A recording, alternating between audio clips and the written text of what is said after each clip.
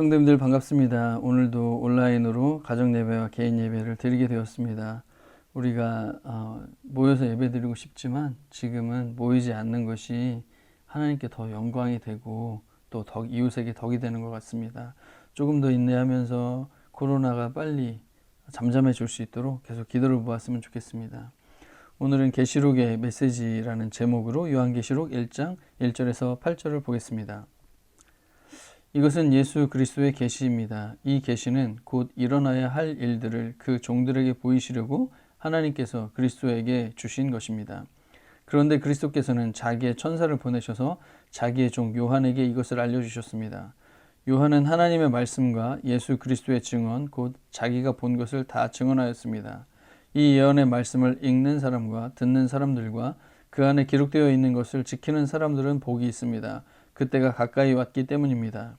나 요한은 아시아에 있는 7교회에 이 편지를 씁니다. 지금도 계시고 전에도 계셨고 또 앞으로 오실 분과 그의 보좌 앞에 있는 7영과 또 신실한 증인이시오 죽은 사람들의 첫 열매시오 땅 위의 왕들의 지배자이신 예수 그리스도께서 내려주시는 은혜와 평화가 여러분에게 있기를 빕니다. 예수 그리스도께서는 우리를 사랑하시며 자기의 피로 우리를 죄에서 해방하여 주셨습니다. 우리로 하여금 나라가 되게 하시어 자기 아버지 하나님을 섬기는 제사장으로 삼아주셨습니다. 그에게 영광과 권세가 영원 무궁하도록 있기를 빕니다. 아멘. 보아라, 그가 구름을 타고 오신다. 눈이 있는 사람들은 다 그를 볼 것이요 그를 찌른 사람들도 볼 것이다. 땅 위의 모든 족속이 그분 때문에 가슴을 칠 것이다. 꼭 그렇게 될 것입니다. 아멘. 지금도 계시고 전에도 계셨고 앞으로 오실 전능하신 주 하나님께서 나는 알파요 오메가다 라고 하고 계십니다. 아멘. 질문을 한번 드려보고 싶습니다. 요한계시록이란 책을 생각할 때 떠오르는 생각, 느낌, 단어, 개념, 이미지는 어떤 것인지요? 저도 지난주에 설교를 준비하면서 아내에게 이런 질문을 해봤습니다. 요한계시록 하면 처음 떠오르는 개념이나 단어, 느낌 그런 것들이 뭐냐고. 들어보니까 예전에는, 지금은 좀 많이 안 그런데 예전에는 뭔가 불안하고 두렵고 뭔가 모호하고 막연하고 그랬던 이야기를 쭉 해주었습니다. 그렇습니다. 보통 요한계시록 그러면 그런 느낌이 듭니다. 왜 그러냐면 요한계시록에 이런 숫자가 나옵니다. 666. 뭐 이 바코드를 받으면 큰일 날 것 같고 또 이런 칩이 있는데 쌀알만 하잖아요. 이걸 몸에다가 우리가 심어서 이걸 가지고 다 뭐 결제도 하고 막 다 통제가 된다. 뭐 이런 이야기도 여전히 지금까지 돌아다니고 있습니다. 그리고 이걸 몸에다 이렇게 심으면 이런 부작용 때문에 암도 생긴다. 뭐 이런 이야기. 그리고 최근에는 이 신천지를 통해서 요한계시록이 해석되다 보니까 뭐 14만 4천 명 이런 사람들만 이제 구원받는다는 이야기가 있잖아요. 그러니까 그러면 우리가 상식적으로 생각해도 아니 지금 2000년 동안 교회가 존재했는데 14만 4천 명이 구원받는다고 그러면 도대체 1년에 몇 명이나 구원받을 수 있는가, 전 세계에서. 이거 말도 안 되는 그런 건데 우린 여전히 미혹을 많이 당하고 있습니다. 그리고 또 1992년에는 이런 휴거가 일어난다고 해가지고 다미성교회를 통해서 많은 사람들이 미혹됐던 사건도 있었습니다. 저도 이날 저녁을 기억합니다. 이날 이런 일이 있다고 그래서 저도 도대체 뭔 일이 일어나냐 이렇게 하면서 그냥 어이없게 지켜봤던 그런 날도 있었습니다. 이처럼 요한계시록은 우리들에게 이런 잘못된 정보들과 해석들로 인해서 막연한 염려를 갖게 합니다. 그리고 또 이것뿐만 아니라 우리는 지구의 어떤 멸망? 이런 것들을 늘 염두에 두고 사는 것 같습니다. 이런 어떤 외부의 행성이 와서 부딪혀서 완전 지구가 다 파괴되는 이런 영화는 아주 심심치 않게 등장하는 영화입니다. 그리고 최근에 우리가 코로나를 겪으면서 전 세계 지금 확진자가 이 정도입니다. 지금 9월 4일 현재 2600만 명 정도 되고 하루에 확진자가 지금 22만 9천 명 정도 이렇게 나오고 있기 때문에 저는 이걸 보면서 야, 이거 전 세계적인 이런 바이러스 이런 거 감당을 못 하는구나. 정말 이게 더 안 좋은 케이스가 나오면 전 지구적인 종말이나 이런 것들도 정말 일어날 수도 있겠다, 이런 두려움을 갖게 합니다. 어쨌든 요한계시록이 됐든 이 땅의 종말이 됐든 이 우리에게 주는 감정들은 비슷합니다. 두려움과 불안, 막연한 공포심이죠. 많은 상징, 이미지, 숫자, 개념을 자의적으로 해석한 결과들로 이런 일들이 벌어집니다. 요한계시록 보면서. 여러분 지난 일주일 동안 1장에서 7장 읽으셨는데 어떠는지 모르겠습니다. 그리고 설교자들도 가능한 모호하게 남겨두는 말씀이나 잘 전하지 않는 경우도 남아 있습니다. 저도 20년 넘게 설교를 쭉 해왔는데 요한계시록을 가지고 설교한 것은 거의 손에 꼽을 정도로 거의 하지 않았습니다. 복음서는 막 굉장히 많이 했고 어떤 구약의 어떤 역사서니 막 이런 건 되게 많이 했는데 요한계시록 설교는 거의 하질 않았던 것을 저 발견하게 됩니다. 참 책임이 있다고 생각합니다. 이렇게 가르치지 않고 설교를 안 하니까 이상한 가르침들에 너무 쉽게 넘어가는 것 같습니다. 그래서 오늘은 예수님이 요한계시록을 통해서 주시려고 하는 메시지가 무엇일까? 이 책을 지금 쓰게 하셔서 어떤 메시지를 주시려고 그런 걸까를 한번 살펴보고자 합니다. 첫째는 일어나야 할 일에 대한 가르침입니다. 일어나야 될 일에 대한 가르침이죠. 보면 이 계시는 곧 일어나야 할 일들을 그 종들에게 보이시려고 하신다는 거예요, 예수님이. 여기 보면 계시는 뭐냐면 드러내 보이신다는 거죠. 그럼 우리는 아무리 알려고 해도 알 수가 없습니다. 누군가가 자기 자신을 드러내 보여줄 때 우리는 그 사람을 아는 것처럼 예수님이 계시를 해주실 때 우리는 볼 수 있거든요. 그럼 우리가 이제 궁금해지는 게 뭐냐면 도대체 무슨 일을 일어나게 할 것인가? 무슨 일이 일어날 것인가? 이 질문이 되겠죠. 요한계시록의 전체 흐름을 보면 그것을 쉽게 알 수가 있습니다.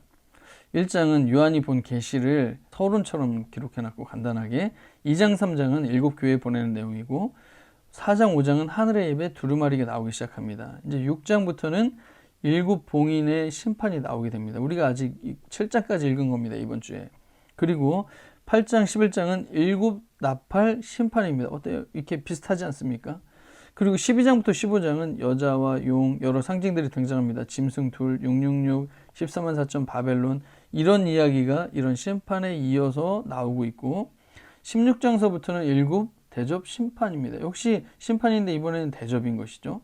그 다음에 17장은 큰 창녀의 심판, 바벨론의 패망, 그 다음에 19장 어린 양의 혼인잔치, 천년왕국과 사탄의 패망, 새하늘과 새 땅, 새 예루살렘, 이런 이야기가 나옵니다. 전체적인 흐름을 보면 뭔가 심판에 대한 이야기, 패망에 대한 이야기, 이런 이야기가 쭉 나오고 그 다음에 조금 좋은 소식 같은 거는 어린 양의 혼인잔치, 새하늘과 새 땅, 새 예루살렘, 이런 것들은 되게 좋은 점이고 이런 것들은 좀 뭔가 난리가 난 것처럼 보여지게 되죠.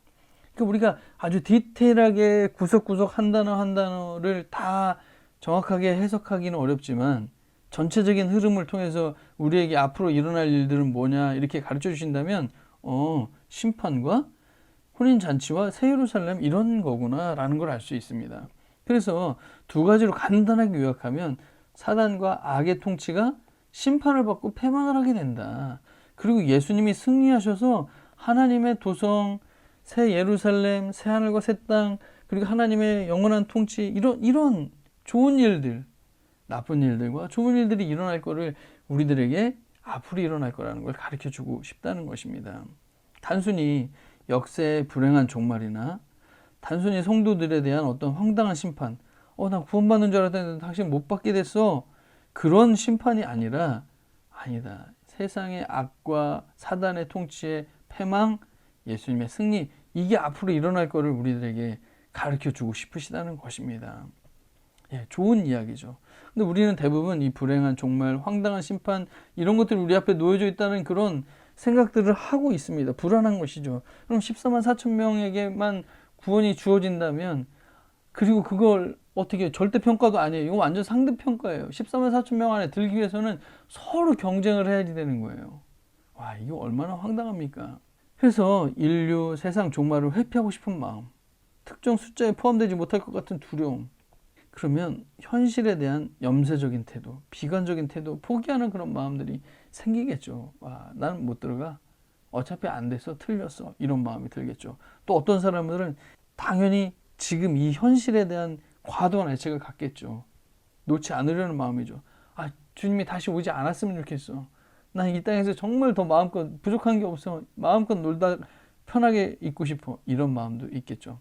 이게 다 성경이 말하는 종말 사상들과는 너무 거리가 멀은 것입니다. 사실은 근데 우리는 굉장히 여기에 집중된 채 우리 신앙생활을 살고 있는 거 아닌가 생각이 듭니다. 그래서 정리하자면 만연한 악, 사단의 통치의 종말, 그리고 예수님의 승리로 하나님의 계획의 완성. 여기서 제가 완성이라고 표현했는데 그냥 단순한 승리가 아니라 완성이라고 표현한 이유는 이런 말씀이 또 이어져 나오기 때문에 그렇습니다. 나는 알파요 오메가다. 하나님이 나는 알파요 오메가다 이렇게 얘기하셨는데, 알파 오메가는 뭐냐면 이게 헬라어 알파벳이거든요. 헬라어 알파, 베타, 감마, 델타, 엡실론, 제타 뭐 이런 쭉 나오는 거고, 근데 여기 우리 알파가 시작이잖아요. 그리고 그럼 오메가는 뭐냐면 여기 맨 마지막에 있는 끝인 거예요. 그러니까 처음과 끝이라는 거예요. 처음은 세상을 창조하신 하나님이시고, 그 다음에 세상을 완성하실 하나님이란 이야기를 해주는 거예요. 앞으로 뭐가 오는 거냐면, 결국 이 창조했는데 중간에 타락이 많이 일어났는데 이거 다 망하고, 이건 다 끝나고, 사단의 통치가 다 끝나고 이제 완성이 돼서 제대로 끝나는 게 오는 거야 라는 걸 가르쳐주는 또 하나의 표현인 것이죠. 그래서 완성인 거예요. 너무 좋은 것이죠. 예, 타락으로 인해서 하나님을 떠나고 우리는 모든 관계 망가지고 일터, 환경 파괴, 세상에 지금 악한 현실 이런 것들이 가득하게 되었는데 결국에 하나님이 회복하실 것이라는 거예요. 여러분, 천지를 창조하신 하나님 알파로서, 그 다음에 새하늘과 새 땅을 우리들에게 허락하실 하나님 오메가로서, 여러분 이 새하늘과 새 땅, 이게 다 같은 말이죠. 하늘과 땅이죠. 하늘과 땅이죠. 여기 뭐예요? 새하늘과 새 땅인 거예요. 이거를 새하늘 새 땅 이걸 한문으로 해고 신천지가 이렇게 된 것이죠. 그래서 우리가 새하늘과 새 땅이 도대체 어떤 모습일까? 우리 상상이 잘 안 되잖아요. 그럼 우리는 그냥 하나님이 태초에 창조하신 에덴 동산, 죄짓기 전에 하나님과의 완벽한 교제, 그 성삼위 하나님의 완벽한 교제 속에 우리도 동참해서 하나님을 섬기고 거기서 부족함 없이 살아가고 있는 그런 모습들, 새하늘과 새 땅 약간 상상해 보면 그런 모습일 수도 있다는 것입니다. 이런 일들이 우리에게 일어날 것이다. 여러분, 얼마나 좋은 굿뉴스입니까? 이게 복음인 것이죠. 그래서 이 땅에서의 삶이 힘들고 고되지만, 또는 지금 심지어 박해를 통해서 순교로 개인적 종말을 당할 수도 있지만, 부활의 첫 열매이신 어린 양의 승리처럼 부활과 승리의 길을 소망하도록 해주는 것입니다. 예수님도 힘없는 어린 양처럼 십자가에 죽으셨지만 부활의 첫 열매가 되셔서 결국 승리하시는 것처럼 우리도 그런 길을 소망할 것을 말해주는 것이죠. 결국 우리가 승리할 것을 얘기해 줍니다. 그리고 첫 번째가 일어날 일에 대한 가르침이라면, 두 번째는 교회들에게 주시는 가르침입니다. 여기 보면 아시아에 있는 7교회에게 이 편지를 씁니다라고 했습니다. 우리가 읽으셨지만 2장 3장은 아시아에 있는 교회들에 대한 구체적인 이야기입니다. 여기 보면 일어날 일에 대한 계시이면서 동시에 7교회에 보내는 서신서 같은 역할을 하고 있다는 거예요. 여러분, 우리가 앞에서 바울 서신들 굉장히 많이 읽었잖아요. 바울 서신들, 그냥 그 교회에게 보내는 편지인 것이죠.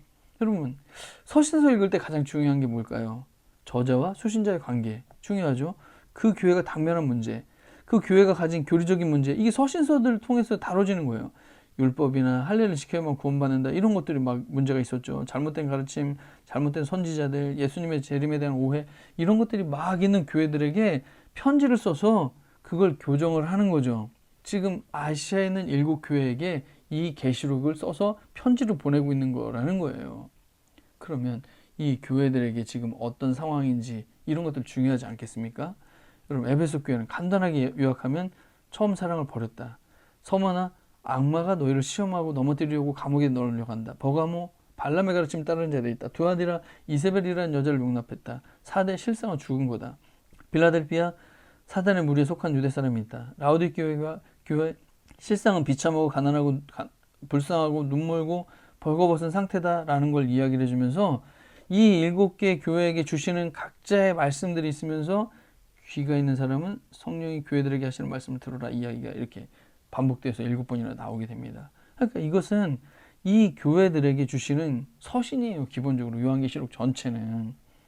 그리고 그 서신서를 쓴 것은 특정 상황이 있기 때문에 썼다는 것을 생각해 볼 필요가 있다는 사실입니다. 그래서 미래에 대한 세상의 종말도 요한계시록에 담겨 있지만 그게 다 그 당시 구체적인 사안과 상황에 필요해서 그 상황에 맞게 하신 말씀이라는 거 우리는 염두를 해야 됩니다.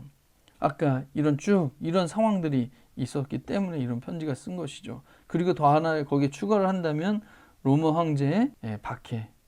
지금 로마 황제를 신처럼 떠받들면서 기독교인들로 하여금 숭배를 하라고 하니까, 신으로 숭배를 하라고 하니까 이게 완전 신앙의 결이 다르기 때문에 많은 그리스도인들이 거부하고 박해를 당하고 있었습니다. 그러다 보니까 편지 자체도 로마 황제의 박해를 피해서 상징적 언어를 통해서 소통을 할 수밖에 없었다는 것이죠. 지금 만약에 로마 황제가 꼭 죽을 거야. 로마는 제국이 망할 거예요. 그러니까 걱정 마십시오. 이런 이야기를 노골적으로 있는 그대로 편지를 썼다 그러면 어떻게 될까요? 그 편지가 유통이 될 수 있겠습니까? 유통이 안 되겠죠. 이거 누가 썼어? 이렇게 하면서 사도 요한은 바로 죽임을 당하겠죠. 그러니까 지금 로마가 망할 거고 결국 예수 그리스도가 승리할 거라는 걸 얘기를 해줘야 되는데 그걸 말로 못하니까 상징 언어를 통해서 그 이야기를 할 수밖에 없었다는 사실입니다. 그래서 요한계시록을 읽으면서 계속해서 던져야 될 질문은 뭐냐면 당시 수신자들에게 어떤 메시지였을까를 생각을 해야지 그게 우선이지 지금 내가 구원받을 수 있을까? 내가 지금 14만 4천 명 속에 들어갈까? 내가 무슨 바코드를 받으면 안 되는데 이런 메시지는 결이 너무 다르다는 것입니다. 우선 그 당시 수신자들에게 어떤 메시지였는가를 살펴보면 이런 거죠. 예수님의 승리, 우리의 부활, 영원한 하나님의 통치, 완성 이런 이야기를 교회들에게 위로로 따뜻한 격려로 안심으로 이렇게 준 거라는 것을 생각해 봐야 됩니다.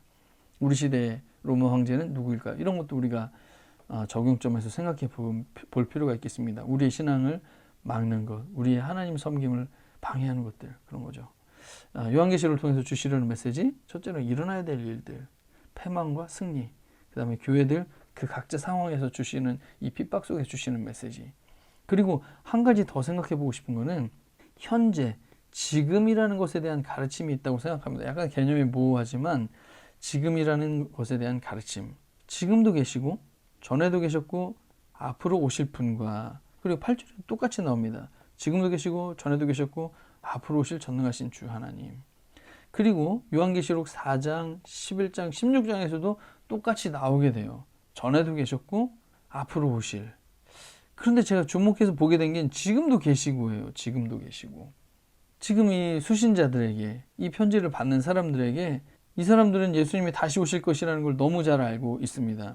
예수님이 살아계셨을 때를 기억하고 있는 사람도 있을 것입니다. 좀 연세가 있으신 분들은. 그러니까 전에 예수님이 계셨다는 거 그거 의심하는 사람은 없습니다. 물론 이제 구약을 알고 있는 사람은 더 의심할 여지가 없겠죠. 전에 계시다는 거 의심할 여지가 없어요. 그분이 앞으로 오시겠다고 약속한 것도 확실해요. 근데 지금도 계시다는 것은 이분들이 생각하지 못할 가능성이 있어요. 왜냐하면 물리적으로 지금 예수님이 안 계시거든요. 그리고 지금만큼은 계시지 않은 것 같은 때를 지금 보내고 있는 중이에요. 어떤 거죠? 황제 신격과 광기에 사로잡혀서요, 황제가. 그래서 상식적인 믿음에 대한 이유 없는 박해. 이게 지금 극심한 이런 상황이에요. 그리고 세상의 조롱과 혐오는 말할 수도 없어요. 기독교인이라는 이 소수 종교가. 그리고 상상할 수 없는 정신적, 육체적 고통의 크기가 있어요. 사자한테 잡혀먹는다든지 불에 태워 죽는다든지 이런 것들이 육체적 고통이 얼마나 크겠어요. 그러니까 지금만큼은 과거에는 계신 것도 알겠고 미래에도 오실 것도 알겠는데 지금은 안 계신 것 같은 그런 느낌이 아닐까. 하나님은 지금 안 계셔서 침묵하시는 것 같은, 현실에 대한 설명이 전혀 없고 해석이 전혀 안 돼요. 얼마나 힘들겠습니까? 그런 느낌일 수 있는 사람들에게 지금도 계시다는 걸 얘기를 해주는 거예요. 예수님의 계심을 이성적으로는 알고 또 부정할 수는 없지만 아무런 응답이 없어서 너무 괴롭고 답답해서 미칠 노릇일 것 같은 그런 상황일 수도 있다는 것입니다. 지금 상황이. 그래서 우리도 이런 생각을 가져볼 필요가 있습니다. 누구에게나 찾아오는 인생의 위기가 있지 않습니까? 그게 경제적인 위기든 가족의 위기든 건강의 위기든 관계의 위기든 그때 지금 예수님이 계시는가? 그리고 그 계시다는 걸 나는 정말 뭘 믿고 있는 건가? 라는 걸 생각해 보는 그런 계기로 삼는 것이죠. 이 복음의 언어라는 책을 성도님들이랑 같이 한번 읽고 싶은데 사실은 이 책을 읽고 싶었는데 이 책으로 넘어가기 전에 우리가 살짝 중단됐죠. 여기 29페이지에 이런 말씀이 있어요. 정말이지 하나님이 예수님을 통해서 하신 일이 오늘 내 삶에 충분하다는 것을 믿기 어려울 때가 있다. 예. 예수님을 통해 하신 일이 우리에게 충분하다는 것을 믿기 어려울 때가 있다는 거예요. 또 예수님에 대해서 안다고 할지라도 그분이 내 삶에 어떤 의미가 있는지 아직 믿지 않을 수도 있다는 거예요. 예수님에 대해서 알죠. 믿죠. 그런데 내 삶의 의미가 어떤 의미가 있는지는 아직 안 믿을 수 있다는 거예요. 아니면 믿기는 하는데 그 믿음이 매일의 삶과 일상을 변화시키지 못하는 것일 수도 있다. 이런 얘기예요. 믿긴 믿는데 그게 나하고 무슨 상관이야. 지금 믿기는 믿는데 지금 내 문제와 무슨 상관이야. 라고 생각할 가능성들이 있다는 거예요. 예, 여러분 이 그림 아시죠? 예, 인터넷에서 그냥 가져왔는데 모래 위에 발자국이죠. 저도 너무 오래전에 이 글을 읽었죠. 너무 감동이 됐어요. 대충 내용은 이런 거죠. 여기 두 사람이 걸어오는 길이 있는 거예요. 예수님과 우리가 걷는 거죠. 근데 인생에 되게 어려운 때는 어떻게 보니까 발자국이 하나밖에 없는 거예요. 그래서 이 사람이 따졌죠. 하나님 이때 이렇게 어려울 때 하나님 어디 가셨습니까? 어디에 계셨습니까? 그랬더니 예수님의 말씀인 거죠. 내가 너 안고 지나갔다. 이렇게 해가지고 되게 감동적인 그런 글이잖아요. 그래서 지금 믿음의 눈으로 정신을 바짝 차리고서 뭘 봐야 되냐면 우리를 안고 걸어가시는 예수님을 보라고 하는 거예요. 지금도 계시다는 거예요. 지금 핍박받는, 박해받는 그 성도들 한가운데 같이 계시다는 걸 얘기해 주고 싶은 거예요. 우리를 떠나실 수 없는 예수님이라는 걸 가르쳐 주시는 거예요. 결코 우리를 떠나지 아니하신다 말씀하셨잖아요. 우리를 위해서 생명까지 내주신 분이에요. 여러분 생명을 내줬으면 다 내준 거예요. 더 이상 아끼고 그럴 수 있는 게 없는 거예요. 가장 최고의 것을 가장 마지막 줄 수 있는 최고의 것을 주셨기 때문에 더 이상 아끼실 게 없는 그런 분이신 거죠. 그리고 우리를 향해서 항상 선하신, 우리를 향한 하나님의 계획이, 하나님의 뜻이 선하시다는 그런 것을 우리가 믿음의 눈으로 정신을 바짝 차리고 다시 생각하도록 지금도 계시다는 것을 가르쳐주고 있는 메시지가 아닌가 싶습니다. 이 메시지를 받으면 성도들에게 어떤 위로와 능력과 소망이 될지 정말 생각해 볼 필요가 있습니다. 정리하자면 그렇습니다. 요한계시록을 통해서 주시려는 메시지는 우리로 겁먹고 벌벌 떨면서 그렇게 살라고 하는 게 아니라 앞으로 일어날 일이 결국에는 지금 이 로마가 이렇게 강력하고 우리를 박해하고 있는 것 같지만 결국엔 악은 다 망하게 될 것이다. 지금은 어떤 세상에 강력한 그것이 세상을 지배하는 것 같지만 결국에는 예수 그리스도가 승리한다. 그리고 이건 서신서다. 그 특정 상황에 하나님이 주시는 메시지이기 때문에 우리가 겁먹을 필요가 전혀 없다. 그리고 지금 계시다는 걸 가르쳐 주신다는 것을 우리들에게 주시는 것 같습니다. 우리 같이 한번 기도하겠습니다. 하나님 아버지, 참 요한계시록을 잘 가르치지 않고 배우지 않고 읽지 않아서 우리가 너무 혼란에 빠지고 잘못된 가르침에 미혹되었습니다. 하나님 정말 긍휼히 여겨주셔서 정말 이 세상이 지금 이렇게 악하고 타락하고 문제가 많은 세상이지만 결국에 예수님이 다시 오셔서 승리하실 거고 정말 혼인잔치 같은 기쁨이 있고 새하늘과 새 땅에서 영원한 하나님의 통치를 받으면서 그 에덴 동산같이 더 좋은 그런 하나님과 함께하는 그런 삶을 영원히 누릴 것을 기뻐하며 기대하며 소망하는 그런 마음으로 오늘 우리가 주님과 함께 살아가고 있음을 누릴 수 있는 저희들 될 수 있도록 도와주시옵소서. 소망을 주시는 것을 감사하고 이 어려운 중에도 주님 더 깊이 묵상하면서 함께 계심을 저희들이 누릴 수 있도록 도와주시옵소서. 감사합니다. 예수님의 이름으로 기도합니다. 아멘.